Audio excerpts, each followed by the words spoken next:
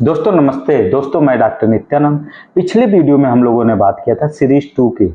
आज हम लोग बात करेंगे सीरीज 3। सीरीज 3 में हम लोग क्या देखेंगे? ऑर्गेनन ऑफ मेडिसिन का इंट्रोडक्शन देखेंगे, डिफरेंट एडिशन की बात करेंगे, फिर बात करेंगे कि जो ऑर्गेनन हम लोग स्टडी करेंगे 5th edition of organon of medicine की, उसमें देखेंगे कि 1 से लेकर 294 तक जो जो इम्पोर्टेंट एडिशन है, इम्पोर्टेंट एफोरिज्म है, उसकी बात करेंगे। फिर बात करेंगे डिफरेंट मोड ऑफ ट्रीटमेंट की बात करेंगे, जैसे आइसोपैथी, एंटीपैथी, एलोपैथी, इनकी बात करेंगे। तो अब स्टार्ट करते हैं इंट्रोडक्शन से। तो ऑर्गेनन ऑफ मेडिसिन, सबसे पहले तो यूज जो वर्ड है एक ग्रीक वर्ड है। कौन सा वर्ड है? Greek word. Organon of medicine is A Greek word.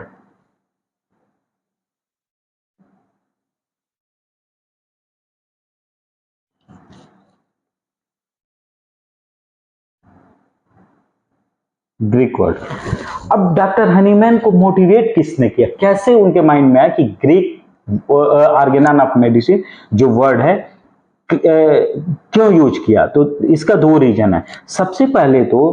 सबसे पहले ऑर्गेनन वर्ड को यूज किया था अरिस्टोटल ने, जो एक ग्रीक फिलोसोफर थे। उन्होंने सबसे पहले ऑर्गेनन वर्ड को किसने यूज किया था? बहुत इंपॉर्टेंट क्वेश्चन है। ऑर्गेनन वर्ड को यूज किया था ग्रीक फिलोसोफर अरिस्टोटल ने। अब उसके बाद ऑर्गेनन कहाँ पे मिला हम लोग को देखते हैं। तो ऑर्गेनन दूसरी बार हम लोग को ऑर्गेनन मिल रहा है। Novum ऑर्गेनम means new Organon. इसको किसने लिखा? बहुत इंपॉर्टेंट क्वेश्चन है। यहाँ से क्वेश्चन भी एराइज हो सकता है कि न्यू ऑर्गेनन किसने लिखा था। तो इसको लिखा था लॉर्ड फ्रांसिस बेकन ने, न्यू ऑर्गेनन लिखा था। फिर अब बात करेंगे ऑर्गेनन ऑफ मेडिसिन के। ऑर्गेनन ऑफ मेडिसिन है क्या?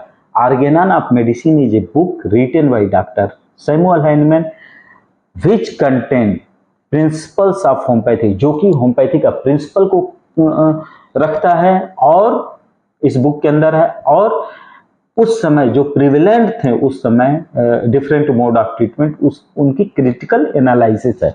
ऑर्गेनन ऑफ मेडिसिन में ये चीज है। अब बात करेंगे 1st से 5th एडिशन, 6th एडिशन की पूरी बात करते हैं। तो 1st to 5th एडिशन जो पब्लिश हुआ था वो जब तक डॉक्टर हैनीमैन जीवित थे तब तक 1st to 5th addition publish हुआ था। जो 6th एडिशन पब्लिश हुआ था after death of Hahnemann, Hahnemann के मृत्यु के बाद 6th एडिशन पब्लिश किया गया था। तो अब बात करेंगे बहुत इंपॉर्टेंट क्वेश्चन, एडिशन की बात कर लेते हैं। यहां से क्वेश्चन एराइज हो सकता है कि 1st एडिशन कब पब्लिश हुआ था? 1810। मैंने कैसे याद किया था? 1st 1810, 2nd 1819, 3rd 1824, 4th 1829, 5th 1833, 6th 1921 इस समय पब्लिश हुआ था। अब इस पूरा डिटेल इसका डिटेल में देखते हैं। इस तरह question 1st edition organon of medicine में कितने एफोरिज्म थे, वो थे एडिशन थे। अब एफोरिज्म की भी बात करेंगे, अभी पूरा डिटेल देखते हैं। इसका टाइटल जो था Organon of rational medical science, जो इस बुक का टाइटल था वो था Organon of rational medical science. बहुत इंपॉर्टेंट क्वेश्चन है। 1st एडिशन का टाइटल क्या था? Organon of rational medical science. इसमें टोटल एफोरिज्म कितने थे? 271। यहीं पे लिख लेते हैं, एफोरिज्म की बात कर लेते हैं। एफोरिज्म 271, 271। फिर बात करेंगे इस पेज में क्या इंपॉर्टेंट क्वेश्चन इससे एराइज हो सकते हैं। एक फिर क्या था इसमें? टाइटल पेज जो इसका था उसमें था stanza of poem of Gellert. इससे भी क्वेश्चन एराइज हो सकता है। 1st edition of organon of medicine में stanza of poem of Gellert था टाइटल पेज में। फिर पूछ सकता है कि क्या आडो स्पेयर था। ऐसे इस तरह क्वेश्चन एराइज हो सकता है। इसको ट्रांसलेट किया था किसने? ट्रांसलेट किया था सी सी व्हीलर इन इंग्लिश 1913 में सी ई व्हीलर ने इसको ट्रांसलेट किया था। ये इंपॉर्टेंट क्वेश्चन हो गया।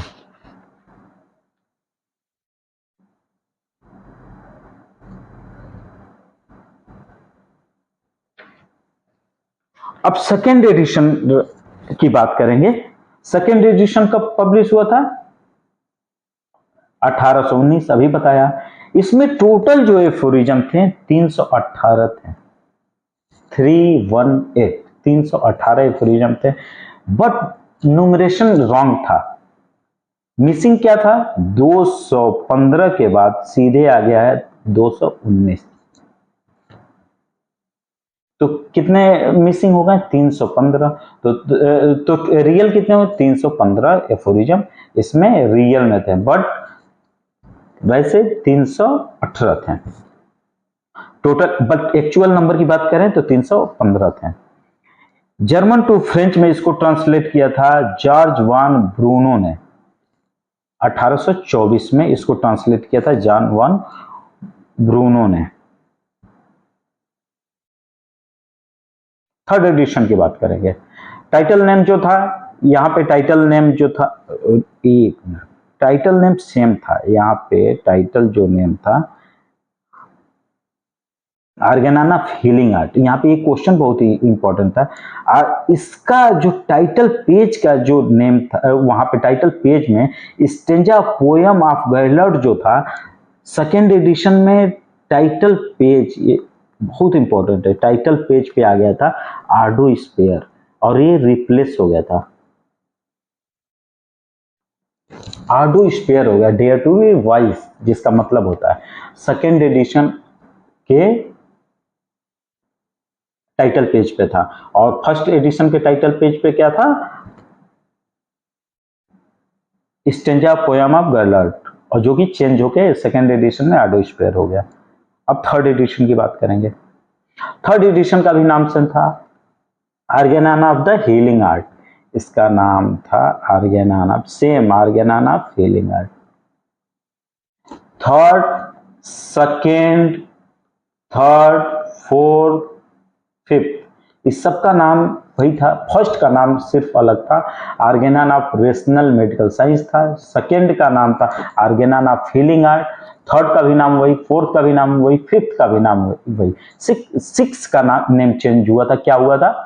ऐसे याद बहुत आसानी से किया जा सकता है। सिक्स का नाम चेंज करके आर्गेनाना मेडिसिन कर दिया गया था। इसमें टोटल एफोरिज्म 220 थे, बट एक्चुअल जो नंबर था वो 317 था। क्यों? क्योंकि न्यूमरेशन गलत हो गया था। किसमें न्यूमरेशन गलत था? सेकेंड एडिशन में गलत था और थर्ड एडिशन में गलत था। फोर्थ, ये पब्लिश कब हुआ था? 1824 में। फोर्थ एडिशन 1829 में पब्लिश हुआ था। सब बहुत इंपॉर्टेंट है। इसी में थ्योरी ऑफ, फोर्थ एडिशन में theory of chronic disease first time use, first time theory of chronic disease fourth edition of Organon medicine में आया था। टाइटल नेम सेम था। एफोरिज्म 292 थे, बहुत इंपॉर्टेंट। अब एफोरिज्म जो आएंगे एग्जैक्ट आएंगे। अब इसको याद करने का तरीका है 291, सॉरी 200, फोर्थ में 292 एफोरिज्म, फिर 294, 291, 294, ऐसे इजीली याद मैं किया था अपने समय में जब प्रिपरेशन कर रहा था। तो इसको ट्रांसलेट किया था चार्ल्स एच डेवरिएंट ने इन इंग्लिश में 1833 में। सबसे पहले इंग्लिश लैंग्वेज में जो ट्रांसलेशन हुआ था इन 1833 में ट्रांसलेट किया था चार्ल्स एच डेवरिएंट ने। सबसे पहले fourth edition of Organon of medicine को सबसे पहले इंग्लिश में कब ट्रांसलेट किया गया था? 1833 में। अब यहीं पे हम थोड़ा पीछे आपको लेके चलते हैं, दिखाते हैं एक चीज। सी व्हीलर ने फर्स्ट एडिशन को कब ट्रांसलेट किया था? 1913 में। लेकिन जब फोर्थ एडिशन को ट्रांसलेट कब किया गया था? 1833 में ट्रांसलेट किया गया था। फोर्थ एडिशन को फर्स्ट टाइम इंग्लिश में ट्रांसलेट किया गया था, जो ट्रांसलेट किए थे C.H. डेवरिएंट ने। फिफ्थ एडिशन पब्लिश हुआ था 1833 में। टाइटल सेम था, टाइटल नेम वही, आर्गेनान ऑफ हीलिंग आर्ट। इसमें दो चीज नहीं आई थी। पहली चीज आई थी डॉक्ट्राइन ऑफ वाइटल फोर्स, दूसरा आई थी डॉक्ट्राइन ऑफ ड्रग डायनामाइजेशन, जो मैं पिछले वीडियो में बताया था ड्रग डायनामाइजेशन। इसमें एक्सप्लेन इतना करेंगे तो बहुत टाइम लगेगा। डॉक्ट्राइन ऑफ ड्रग डायनामाइजेशन और theory of vital doctrine of vital force, ये दो चीज यहाँ पे आई थी फिफ्थ एडिशन में। इसमें टोटल एफोरिज्म थे 294। ट्रांसलेट इंग्लिश में ट्रांसलेट किया गया था आरी डजन के द्वारा इन 1849 में। आरी डजन ने इसको इंग्लिश में ट्रांसलेट किया था 1849 में। फिर सिक्स एडिशन आर्गेनान ऑफ मेडिसिन जो थी, उसमें टोटल एफोरिज्म कितने थे? 291। कंप्लीट कब हुआ था? डॉक्टर हैनीमैन ने इसको कंप्लीट किया था सिक्स एडिशन को फरवरी 1842 को कंप्लीट किया, बट बैड लक था कि हैनीमैन इसको पब्लिश नहीं कर पाए। डॉक्टर हैनीमैन की डेथ हो गई थी, जिसकी वजह से पब्लिश नहीं हो पाया। तो इसको फर्स्ट टाइम जर्मन लैंग्वेज में पब्लिश किया था 1921 में रिचार्ड हेल ने। इसको ट्रांसलेट इंग्लिश में कौन किया था? William boric. यहाँ पे एक बहुत इंपॉर्टेंट क्वेश्चन जो छूट गया था वो बता देता हूँ। इसमें क्या हुआ था? 50 मिलीसिमल स्केल की बात की गई थी। 50 मिलीसिमल स्केल, 50 मिलीसिमल स्केल की बात की गई थी। और क्या बताया गया था इस एफोरिज्म में? Doctrine of vital force change होके हो गया था प्रिंसिपल्स, वाइटल प्रिंसिपल के नाम से।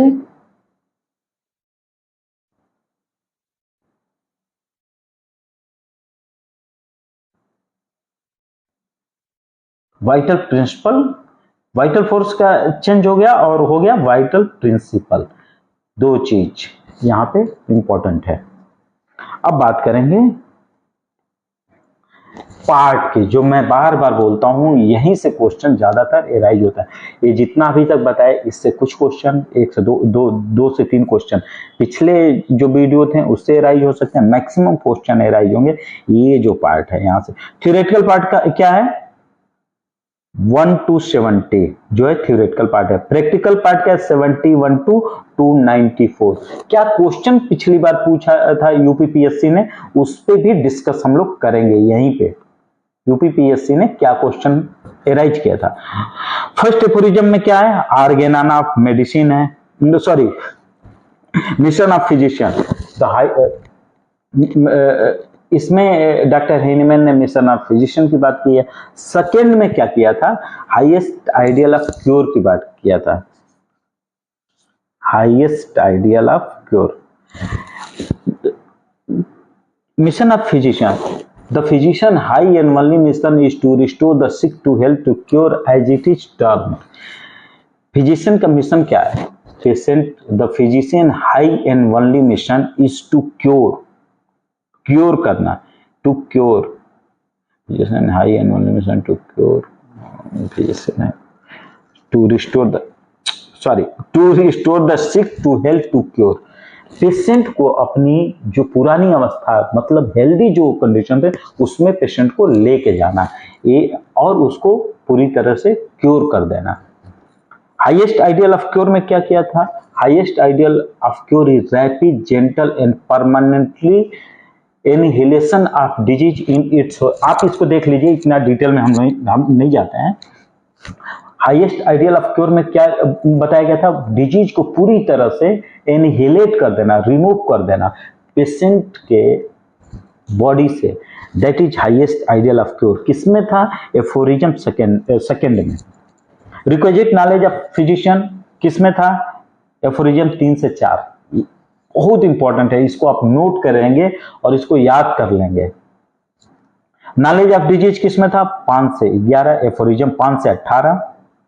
नॉलेज ऑफ ड्रग 19 से 21, application of drug knowledge to disease knowledge 22 से 27, knowledge of choice of remedy different mode of treatment superiority of homoeopathic therapeutics 28 से 70, एफोरिज्म 28 से 70 में हमें क्या पढ़ना है? क्वेश्चन कैसे अराइज कर सकता है? Knowledge of drug written in aphorism, अब दे देगा 19 से 21, 25 से 30, ऐसे ऐसे क्वेश्चन अराइज किया जा सकता है।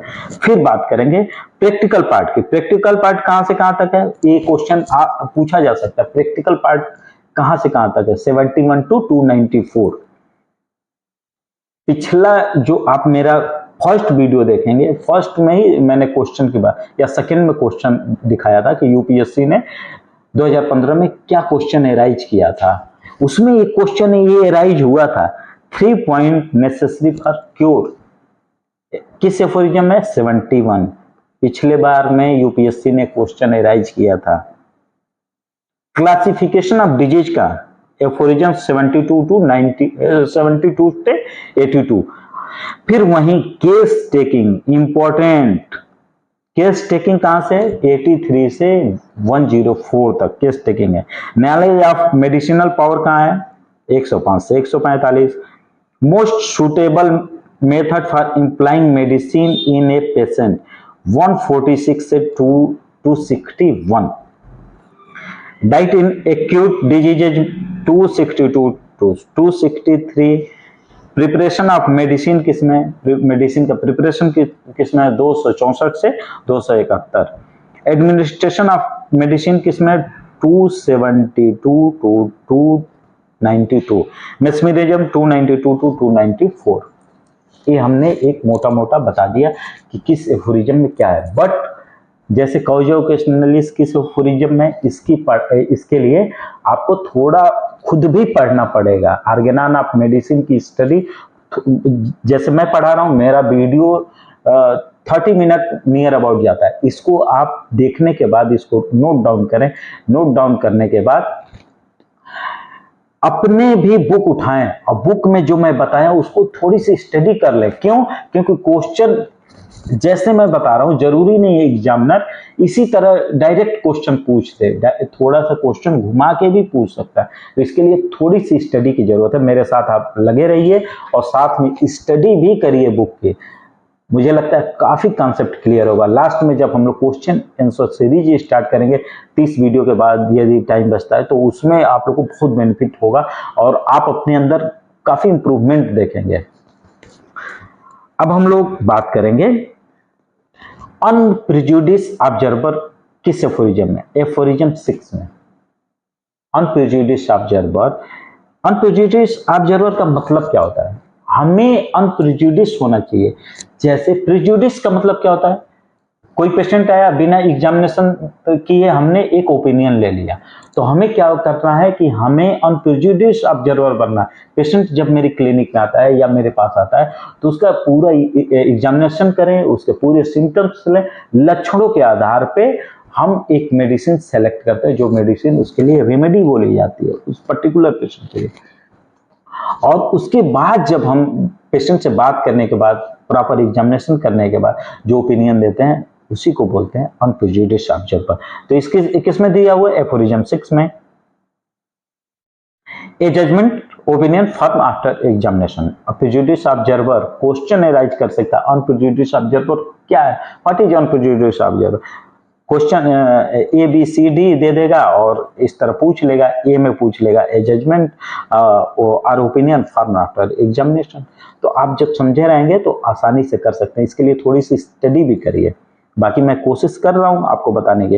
हुफलेन रिमार्क क्या है? हुफलेन ने क्या बोला था? हुफलेन ने बोला था कि homeopathy remove symptoms, disease remains. Exact मतलब जो मेरे एक समरी बता रहा हूं कि सिम्टम्स होम्योपैथी रिमूव करती है बट डिजीज रिमेन्स होता है। उसी को हैनीमैन ने एफोरिज्म 8 में लिखा है कि जब पेशेंट के अंदर सिम्टम्स ही नहीं रहेंगे तो डिजीज रह ही नहीं सकती, उसके बॉडी में रेजिस्ट ही नहीं कर सकते। मैटेरिया पिकेंस क्या है? Material cause of disease. Aphorism किस में दिया? 11 में। टोटलिटी ऑफ सिम्टम्स किस एफोरिज्म में दिया? 7 में। एक्साइटिंग का किस में दिया? 5th एंड एफोरिज्म 73 में। कॉज ओकेजनली मींस क्या होता है? एक्साइटिंग एंड मेंटेनिंग काज किस एफोरिज्म में दिया? 7 एफोरिज्म में। याद करते जाइए, एफोरिज्म एक साइड से लिखते जाइए। एफोरिज्म 6 में क्या दिया है? On prejudice observer. 7th में क्या था?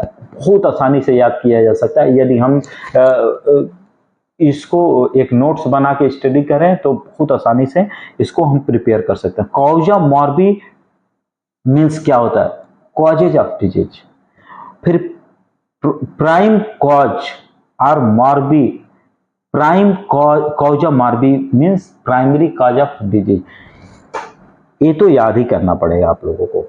Prime cause of Moby means, prime means primary, prime means primary, prime cause of Moby means primary cause, Moby means बोला जाता मार्बिफिक अफेक्शन, मॉर्बी मीन्स डिजीज, ऐसे याद करें। मॉर्बी कहीं चेंज नहीं हो, मॉर्बी मीन्स हमेशा डिजीज ही आएगा।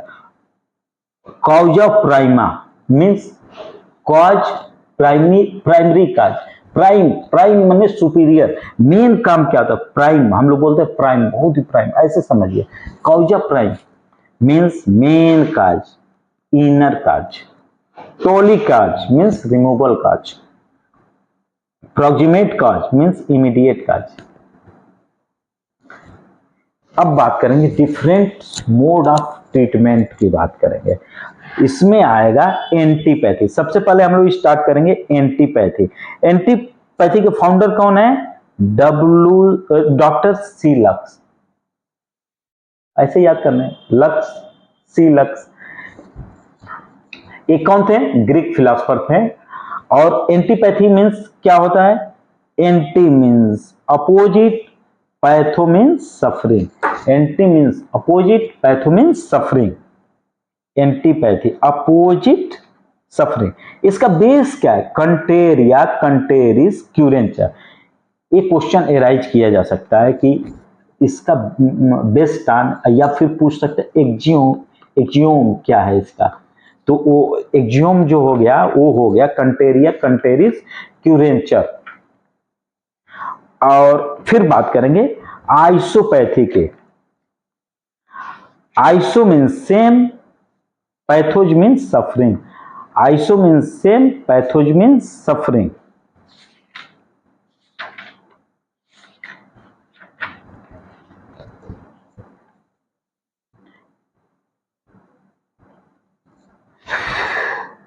सीलक्स इसके प्रूवर थे, सीलक्स थे।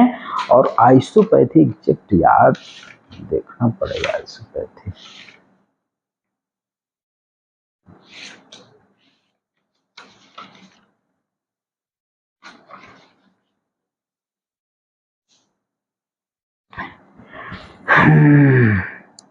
डब्ल्यू लक्स थे, ये तो कंफर्म है डब्ल्यू लक्स। एंटीपैथी के जो प्रूवर थे सी गैलेन, राइट, मुझे लगा है मैंने गलत लिख दिया।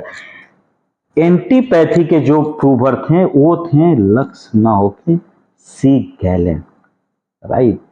यहाँ पे ये होता है कॉन्सेप्ट,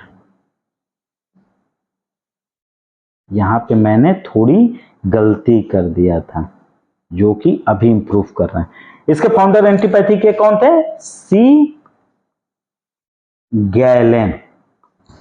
और इसके फाउंडर कौन थे? आइसोपैथी के डब्ल्यू लक्स। जब मैं बता रहा था तो मुझे लगा कि मैं थोड़ी सी कंफ्यूज हो गया था, जिसकी वजह से ये प्रॉब्लम आई। आइसोपैथी क्या? Iso means same, pathos means suffering. ये बेस्ड किस पे? इक्विलिबस क्यूरेंचर मीन्स क्योर द सेम। वहीं पे अब बात करेंगे बहुत important allopathy. Allopathy. Allopathy base किस पे है? इसका कोई फिक्स प्रिंसिपल नहीं है। पहली चीज तो ये समझ लें, एलोपैथी का कोई फिक्स प्रिंसिपल नहीं है, फिक्स प्रिंसिपल नहीं है, प्रिंसिपल नहीं है। Allos means different,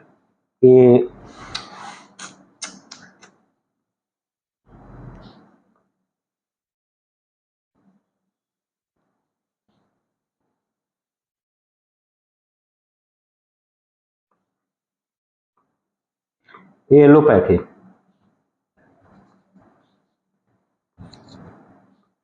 allopathy no fix principle, no fix principle, इसका कोई फिक्स प्रिंसिपल नहीं है। एलोज इस टर्म किसने दिया था? खुद डॉक्टर हैनीमैन ने दिया था, बहुत इंपॉर्टेंट है। एलोपैथी टर्म किसने दिया था? डॉक्टर हैनीमैन ने, हैनीमैन ने स्वयं दिया था। Allopathy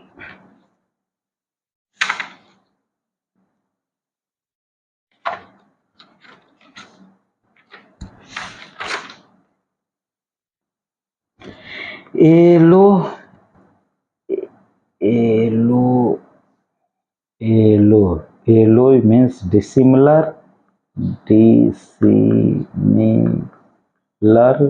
pathos means suffering,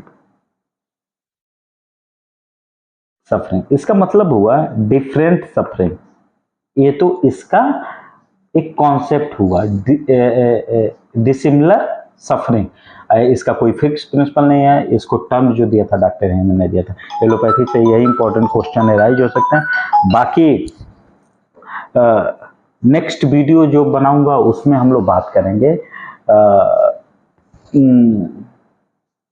what happen when two dissimilar medicine meet together in human organism, और what happen when two similar disease meet together in human organism में दो जब डिसिमिलर डिजीज मिलते हैं तो क्या होता है, और दो सिमिलर डिजीज मिलते हैं तो क्या इफेक्ट आता है। इससे क्वेश्चन एराइज हो चुका था, बहुत इंपॉर्टेंट है। कोशिश करेंगे आसानी से आपको समझा दें इस चीज को, ठीक है। बाकी देखते हैं। यदि मेरा वीडियो पसंद आए तो लाइक करें, सब्सक्राइब करें, दोस्तों में शेयर करें। Thank you.